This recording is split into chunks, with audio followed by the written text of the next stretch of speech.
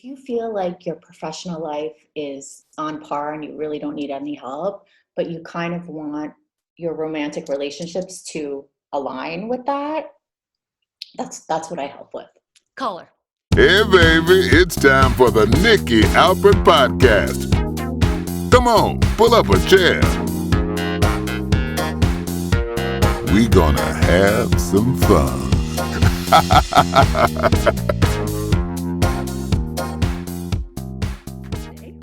Ladies and gentlemen, this is Irene Abbou. Hi, honey. How are you? Hi, love. I'm so happy to be here. I am always so happy to connect with you and see you. Even though it's been such a short while, I feel like it's been forever. So it's so nice. I know. Me too. Okay, guys, I have so many things to ask her and so many things I could tell you about her, but I think best to just let Irene tell you a little bit about herself, or a lot. So Irene, tell us what you do. Well, first of all, thank you again for having me. Such a pleasure. And I have grown to adore you in these last couple of months that we've just been chit-chatting on the phone. Feeling is mutual. Thank you. So I started a program called 90 Days to Happy when I was everything but happy. I was kind of miserable in the fashion industry, and I had been in that industry for a really, really, really long time. And basically, I teach women the foundational skills of growing self-worth and meaningful relationships. But the women that I work with, I didn't mean it to be like this, but they're all the most like brilliant, adventurous, they're powerhouses. They're just like, professionally, they have their shit together, like it couldn't be any better. But they have a little bit of a hard time maybe being vulnerable and going a little bit to their more feminine side outside of work. And they're all kind of looking for that masculine type man. So that's what I help them with, kind of the communication skills and going back to finding out what it is they really want and how to get that. So I'm shaking my head knowingly, not because that is me. I am, I mean, I feel like I'm wildly successful in my happiness in life, but no corporate ladder climbing or, you know, any huge risks taken, like that type of thing that those powerhouse women are so capable of. The woman who introduced us is, I think from the short time I spent with her, one of those women, and she describes herself that way. So what thrilled me the most about what our friend in common told me was, and I had never thought about it this way, the yin and yang of the personality, where you're either run by your male or your female energy more than the other, right? Yeah. You must know a better way to say this, but she opened that idea for me and I started to read about it like crazy. And I was like, oh my God, I need to talk to Irene. Yeah. So can you talk about that a little bit and just sort of educate some people who may never have even thought about it? I would love to. Please. So basically, both men and women, we each have masculine and feminine energies in us. But some women, especially these like corporate powerhouse women, since they need to be in their masculine, they need to be in their left lobe, left brain, which is, very linear, very A plus B equals C. Crossing your T's, dotting your I's. Yes. Yeah. Very, very goal driven. Yeah. And you're always doing something to get a result. They have a difficult time shifting out of that outside of work. So there's this amazing therapist that I Pat Allen. Dr. Pat. Wait till you hear this, you guys. It's a riot. Please say the thing about the desk, the box on the desk.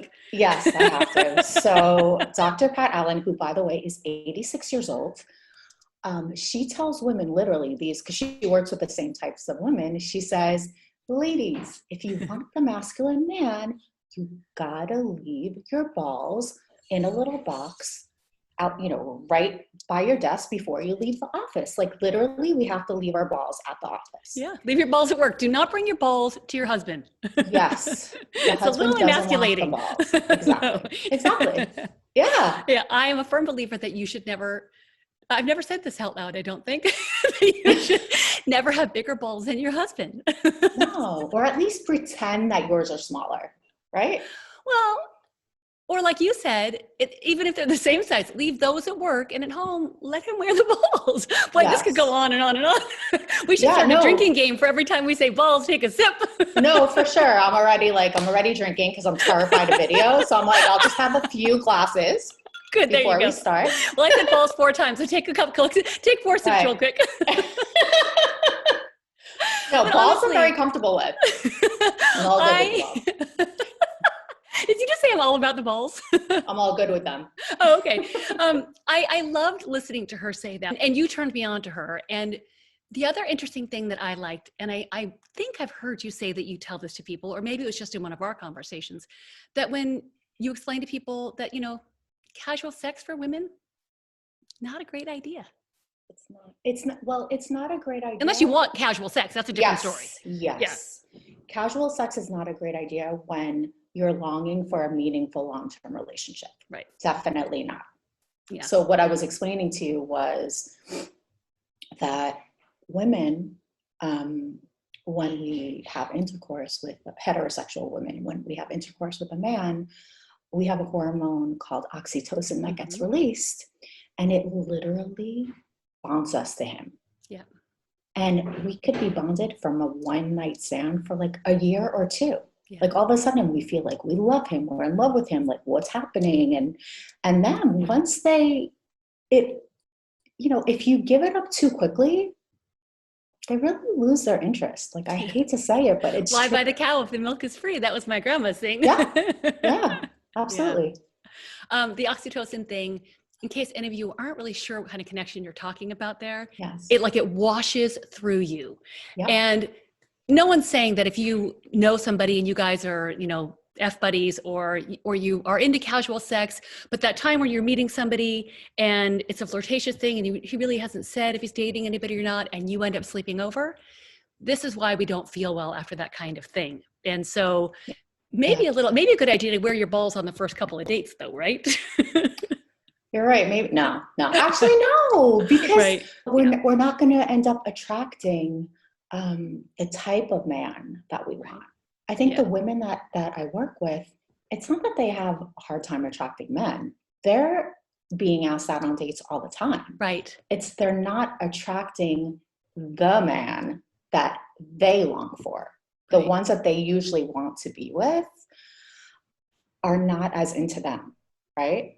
And then the ones that they don't really care about, they're all over them. Like the more beta, which by the way, there's nothing wrong with a beta man. I love them. No. But yeah. But an alpha woman probably wants a more alpha male. And by the way, and attracts beta men. Yes. Right. Exactly. Were you going to say that? Did I just read your mind? I was going to say that, and I was also going to say that research has proven, and I just found this out. I'm actually writing my next blog about it. That I love your blogs. Oh, thank you. That traditional women and also staunch feminists prefer masculine men, even knowing that the shit that comes along with it. Yes, the overpowering and the talking down to, and I think because if you're a boss all day long, you're not necessarily looking for someone to boss you later, but you don't want to run the entire ship by yourself. And so you're willing to take a few orders, if you will. And you shouldn't have to. No. So, you talked about, and I don't remember, I've read so much about this and I've also talked to you so much. So I'm not sure how much of it came from what I read, if that was yours, and how much of it came from me talking to you. But you talked about how these women, these powerhouse women, have a hard time even connecting to their heart. They do. Why? A lot of these women, we can have a whole other episode on this, but their attachment style tends to be avoidant.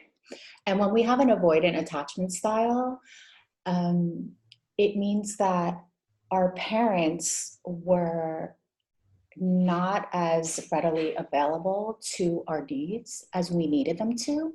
And the way we responded was we kind of kept them at a distance. We were like, oh, okay, so you're not going to take care of me. I can't lean on you. I got this. I'm going to get this on my own. And they take that back into their adult relationships, which just makes complete sense, by the way. Right. By the way, we never even said that you're a licensed life coach. We never even said that. That's what Irene does. Helping of women. She happens to be a professional. She just doesn't do this. And who we are, who we've become, is pretty much made from who you are at 6 and what you attach to as a way of getting love. Is that the right way to say that? Yeah. So attachment theory just means the way you attach to your primary caregiver. Okay. So there's so much more succinct. Yeah. Like you know this stuff. Because I was obsessed with it because I was so trying to like shift out of what I was. Yeah. So there's 2 main insecure attachment styles. So there's anxious attachment style and there's avoidant. And within avoidant, you have fearful avoidant, which is very similar to anxious. Mm-hmm. And then you have detached or disengaged avoidant. And those are the ones that really, their biggest fear is being engulfed by someone. Yeah. And then you have what everybody should be aiming to become more of, which is secure attachment, which, by the way, if it's okay for me to say. I think it is, but I'm not sure what you're going to say, but I trust you, so go ahead. Know that I had you take the assessment. Oh, yeah. So Dr. Diane Poole-Heller has an amazing assessment if anybody's interested in finding out what their attachment style is. And Nikki had literally like 90% secure, which I had never seen ever. I lied on all the answers. What do you want from me? It's interesting, but Irene said to me, oh my God, that's really high. And my thought was, well, like, I think I'm this, and I think I'm that, and I think I'm this. And then I come home and my husband's like, oh, you do? So like, I think if my husband took the test, I still think he would, I might score like maybe in the upper 80s or upper 90s. I'm not really sure how much of the percentage would come down. But I think how we see ourselves is so different than how other people see ourselves. But I know that what makes me happy is that what says about me is what I say and how I feel about me is good. And that's all that mattered to me. That's right. Well, that's all that matters. My best. Yeah. I mean, so, and also that most people, it's not like most people think I'm an asshole and I think I'm good. So that's even better. Right. Yes. It's not like Irene said, oh, that must be wrong. You should take that again. Yeah. Take it again. No, that was amazing. Yeah. I'm in a good place. I mean, even in the craziness of the world, I happen to be lucky. So it's easy to take and get results when you're in a good place, I think. If you'd asked me the day after I lost one of my parents, I don't know how I would have felt or how I would have scored. I mean, and by the way, what do you think about that? Does life and where you are when you take tests like that? Yes. Well, obviously it does, because you can change the answers when you change all right, so there. It's does, like I'm a therapist. Yeah, no, really. I mean, in talking about this attachment style that happens as a young human, a young person with no real life experience, right? Yeah. Right. So what do you do? Because I know that not all ways approach things the same. As long as you get there, it doesn't matter. But what do you do to help people teach their inner child not to do stuff that creates all that bad looped behavior over and over forever? I think one of the best exercises that I've done for myself, and also my clients have said to me that this was a very powerful one, was literally writing down all of your beliefs. So all of your positive beliefs, and then all of your limiting beliefs, the ones that are kind of holding you back. And then looking at them and being like, oh, I remember when I'll talk about myself. I remember when I did it, I was like, wow, like every decision and every action that I take and every expectation that I have of myself is based on all of this. Every single one. Isn't that funny that it's shocking to you that all of that is based on how you feel and what I mean? But all of that is based on a belief that I see. We accepted. Right. By the age of 7 and 8, that's crazy. It is crazy. But it's the truth. Yeah. It's the truth. We are run by our subconscious. You know that doing an LP. Mm-hmm. And that's 95% of our decisions and what we're doing is if we're not aware of it, if we don't kind of become the observer, Mm-hmm. just keep repeating the same thing over and over and over. And that's what happens in relationships. Same. Yeah. In bad relationships. Well, actually in good relationships too, I would guess, Good relationships too. Yeah. Life coaching's been around for a while, but a lot of people don't really understand it. It's not cognitive therapy, but it's that same kind of idea because it's not something you're bound to for your whole life, like you might be with a therapist. Exactly.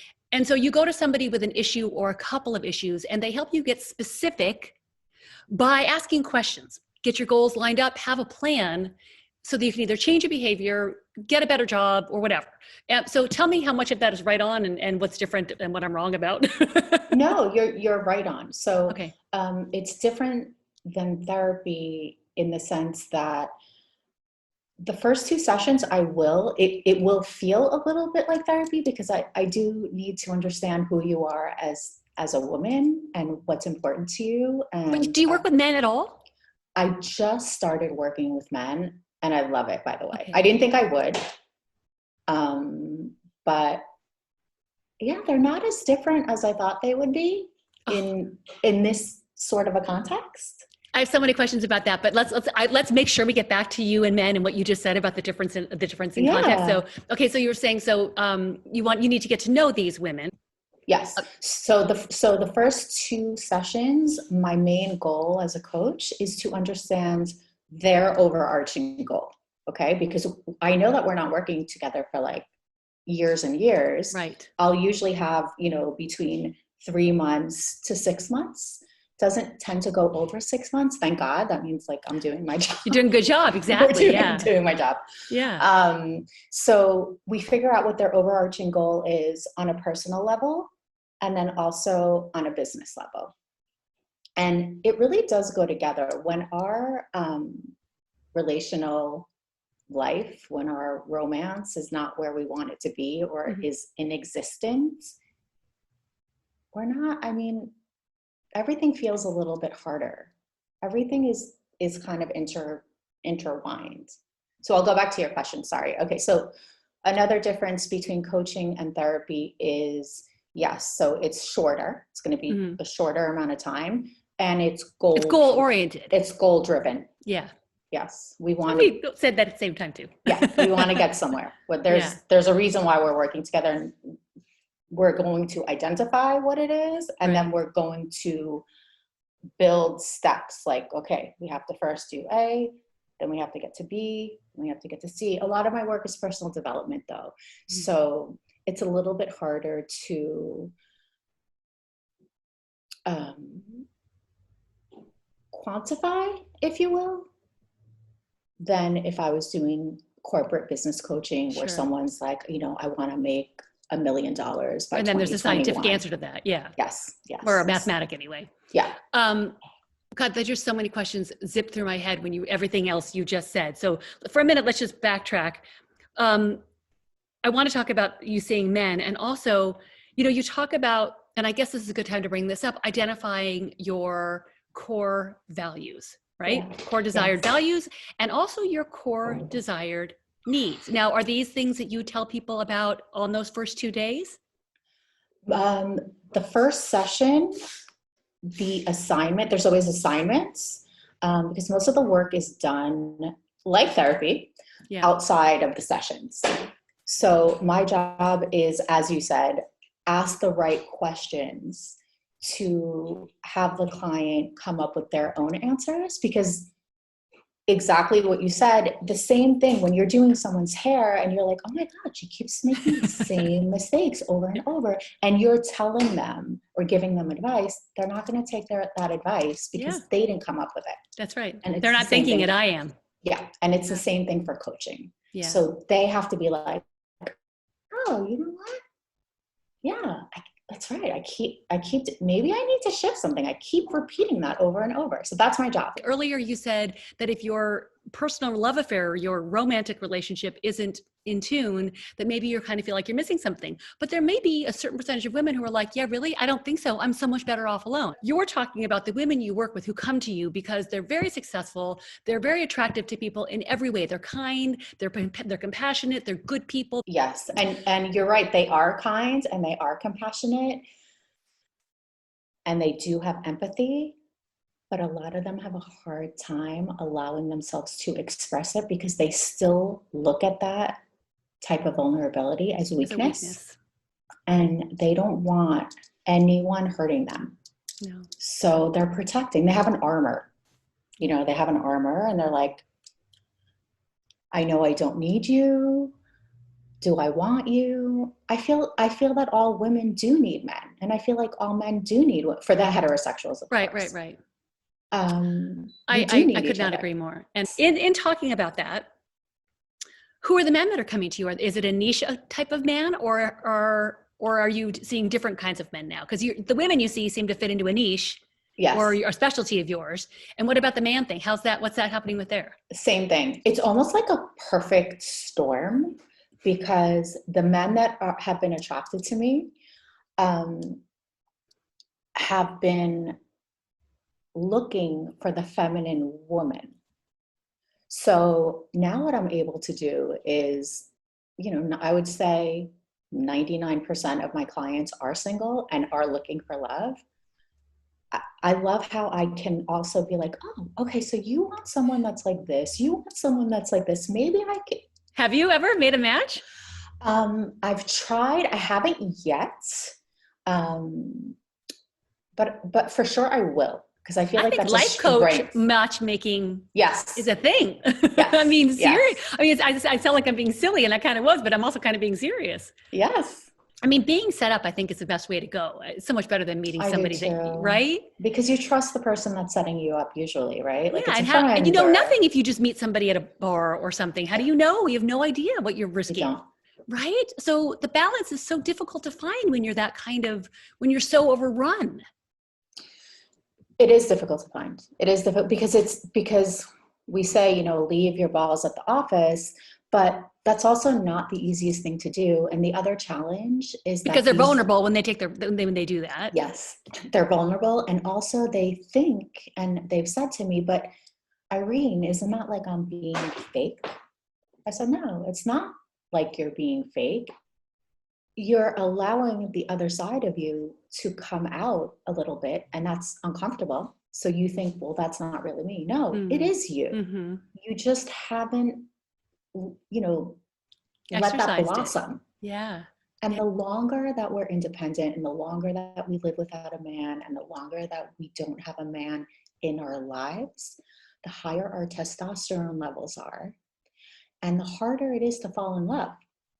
Yeah. So, yeah.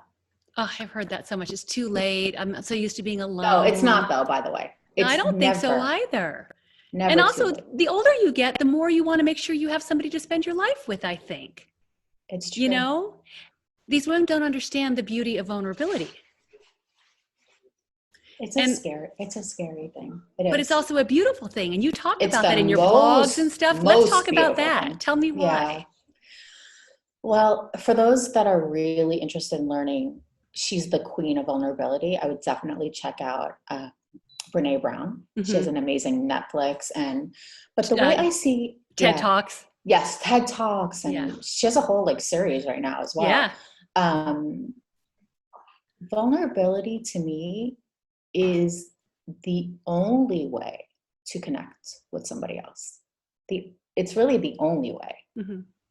And I don't mean oversharing, but I mean allowing someone to see you with your hair down a little bit above the surface. Mm-hmm. So, and a lot of women will ask me, well, how do I know if this is oversharing or if I'm being vulnerable? Here's the rule. Think about a scab, right? When the scab is still pink and you're still healing, and if you touch it, it's still hurting. Or anywhere around it. If what you want to share with somebody is still a little bit pink, don't share. Hence, again, don't sleep with them on the first night. Don't do it. If there's any pink, don't go. Yeah. If there's pink, don't go there. I think that it's just so much more fun, and the vulnerability factor to not second guess everything also. Like, what about that? Like, how do you stop the second guessing when you're fearful of being vulnerable? Can you clarify second guessing? Well, so like, you think I'm going to go in there and I'm going to, and you get to the door and you're like, oh, wait a minute. I feel anxious and I don't think I'm ready for this. And so like you prepare and then there's a voice in your head that says, oh no, it's still pink. Oh, okay. I always say if it's a topic that's still pink, just don't share it. So even if it's just the smallest piece of you that says that, then yeah. I just wouldn't, because you don't want to, it's only going to cause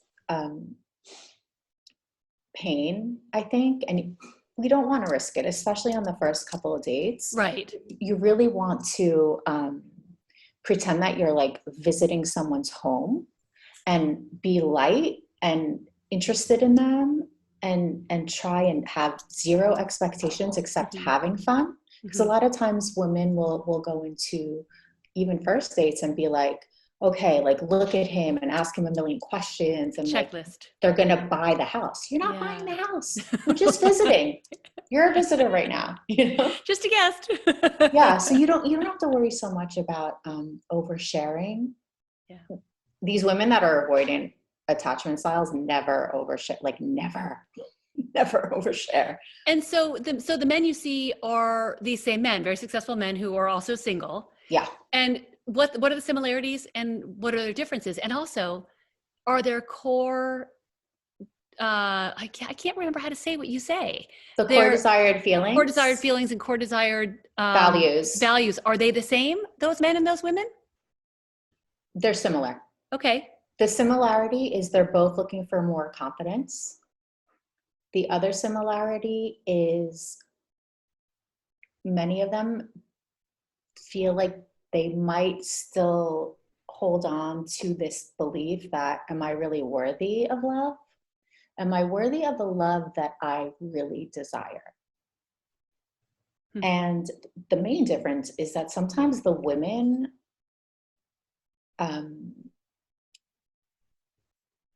they won't even swipe when a guy feels like they're up above and beyond their, what they out of their reach or whatever. Get, right? Yeah. But men will. Men have more confidence in general. What's that called? Out of my league, right? I think they say that. Yeah, like out of their, exactly. Yeah.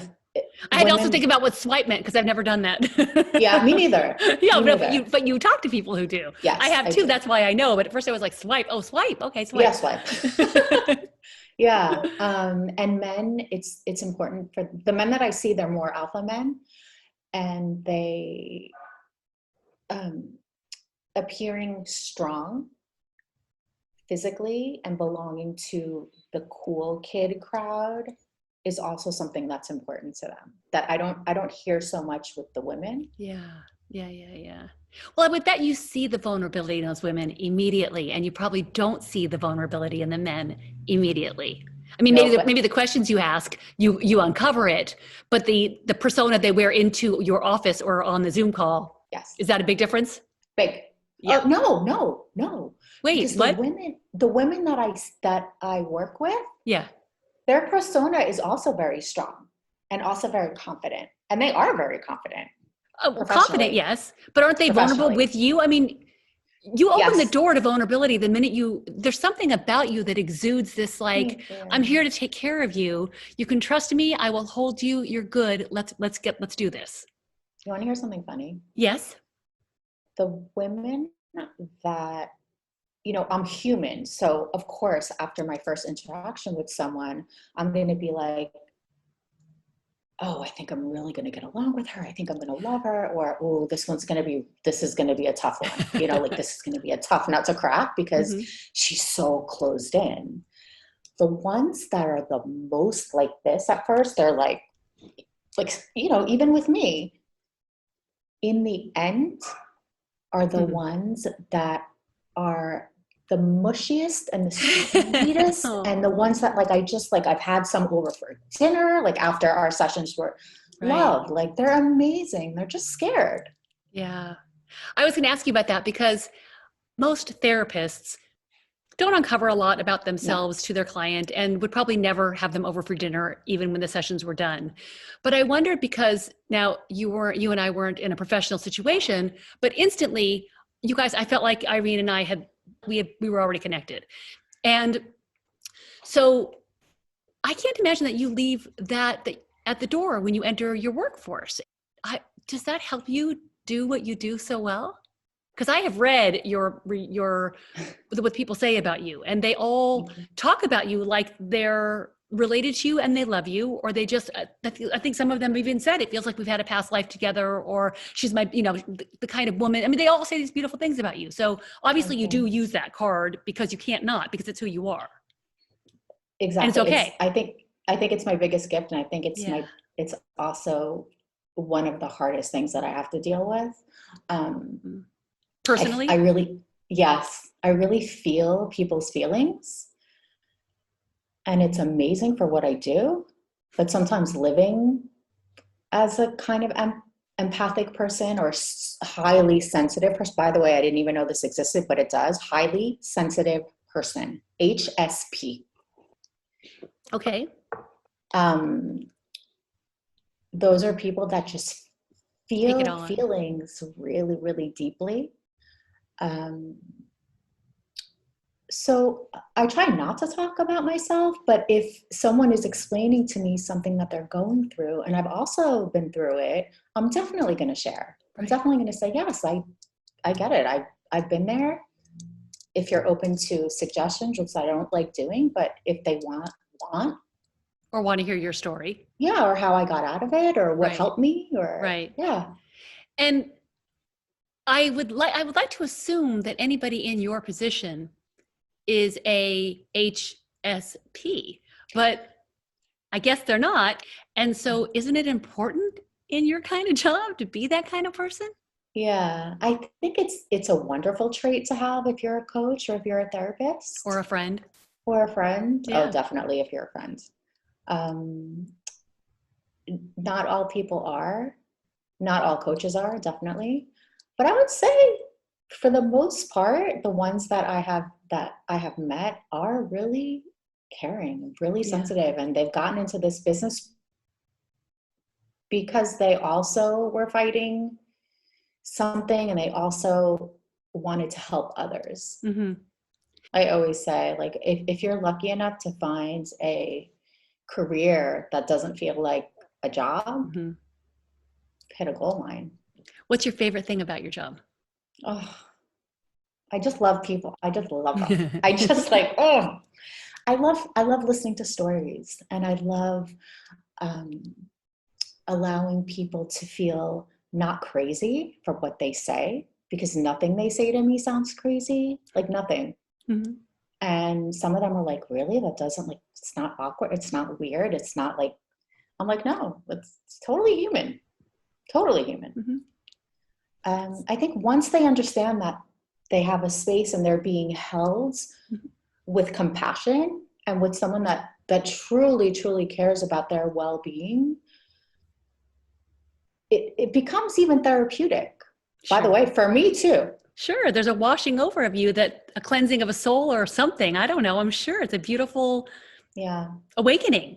Yeah. Right? Yeah, it is.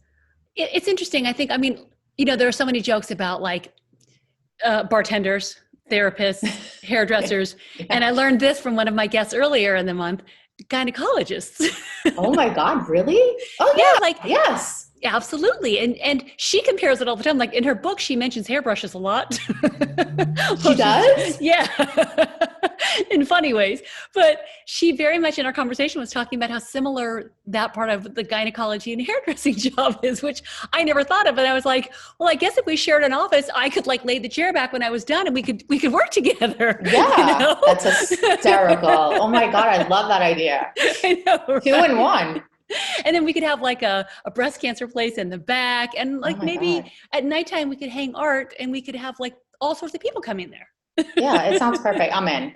All right, good. And she specializes in vaginal rejuvenation, so we'd have that going on there too. But you could you could also get Botox if you didn't want to deal with the nether regions. You could get Botox in that room too. Yeah. Oh, we're going to just be rich. Done and done. Okay. So my favorite thing about you, I asked you what your favorite thing about work is, and now I'm going to tell you my favorite thing about you. And again, I don't know whether I read this. It's a feeling I have, but I read about it in, I think, one of your blogs where you were talking about what kind of girlfriend to be.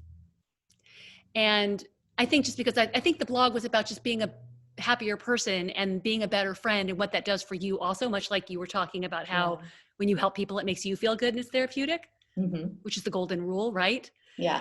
I can attest to especially this, but everything I've read that you've said, from what I know about you, I have found to be true. But this touched my heart just because you talk about being this authentic, open, loving, kind woman. You're a woman's woman. And there are so many women who don't understand that and how important it is and how much we need it, you know? And you're so good at it. Thank you. I think you were able to see that because you're the same way. You love women and you're so excited when they succeed. And we need more of that. And I think it's coming. I think women are understanding that when we help lift and push forward, and when we believe in someone that doesn't yet believe in themselves in that arena of their life, they thrive. They can move mountains. Yeah. Tammy Halsman, by the way, I just want to shout out. She really did that for me on the business end. She really, just her belief in me changed my entire life on the business side.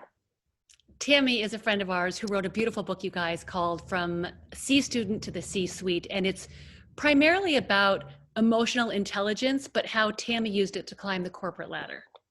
Yes. And so business-wise, if you need a question, find Tammy online, and especially women, because she supports female businesses. And she's hysterical. And she's hilarious. And so is her book. And if you think you're not interested in the corporate world, read the book anyway, because there are so many beautiful feminine moments in the book. Absolutely. And so, and shout out to Tammy for introducing us, because we are so lucky. Yes. And we haven't got to meet grateful. yet because of the pandemic. But one thing we promised was that as soon as this whole thing is gone, we are hanging out together, and I cannot wait. For sure. Don't worry. I'm going to show up at your doorstep before this whole thing is gone. I'll be like, I'm here now. What are you going to do? I'm going to let you in. That's what I'm going to do, my girlfriend. That is exactly what I'm going to do. Okay. So we didn't really talk about everything that Irene offers, but if you'd like to read more, and you should, can we have the name of your website, please? Sure. It's happinesswithinreach.com. Is that surprising to anybody? And she offers the 90 days to happy, which we talked about a little bit, but you want to give us a brief rundown of that too, just in case? Sure. Please. If you feel like your professional life is on par and you really don't need any help, but you kind of want your romantic relationships to align with that, that's what I help with. Call her. And if you're a man, and it's the same thing, because definitely if you're not